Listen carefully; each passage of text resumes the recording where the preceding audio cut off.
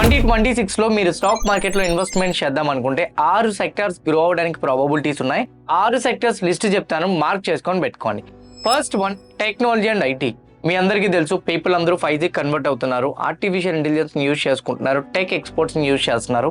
Approximately దీని growth అయితే మాత్రం 15 to 18% ఉండబోయే ప్రాబబిలిటీస్ ఉంటాయని చెప్తున్నారు.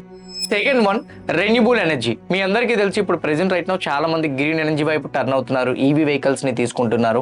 అండ్ ఫ్యూయల్ కి తక్కువ ప్రయారిటీ ఇస్తున్నారు, ఈవీకి ఎక్కువ ప్రయారిటీ ఇస్తున్నారు. కాబట్టి హైయెస్ట్ డిమాండ్ 2026 లో ఈ సెక్టార్ కి ఉంటుందని చెప్తున్నారు. దీని యొక్క రిటర్న్ కూడా 23 నుంచి 25% ఉంటుందని ఎక్స్పెక్ట్ చేస్తున్నారు. And third one, pharmaceutical sector. మీ అందరికీ తెలుసు ఎక్స్పోర్ట్ ఎక్కువగా మన ఇండియా నుంచి ఎక్కువగా జరుగుతుంటుందని. దట్టు ఇన్నోవేషన్ పరంగా, అంటే క్యాన్సర్స్ పరంగా అండ్ అదర్ డిసీజెస్ కి ఎక్కువగా ఇన్నోవేటివ్ పరంగా డ్రగ్స్ ని తీసుకొస్తున్నారు.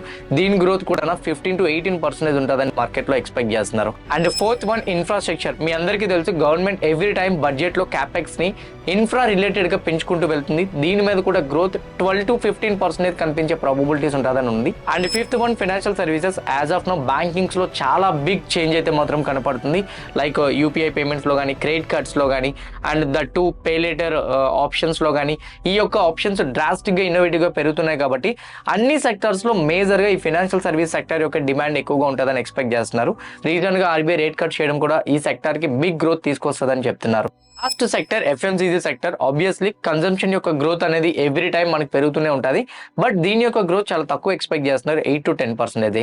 2026 ఇన్వెస్ట్మెంట్ చేయాలనుకుంటే ఈ 6 సెక్టర్స్ లో డైవర్సిఫై ప్లాన్ చేసుకోండి. ఎవరికైనా కానీ ఈ రీల్ తెలియకపోతే షేర్ చేయండి, వీడియోని లైక్ చేసి ఛానల్ సబ్స్క్రైబ్ చేసుకోవడం మర్చిపోవద్దు.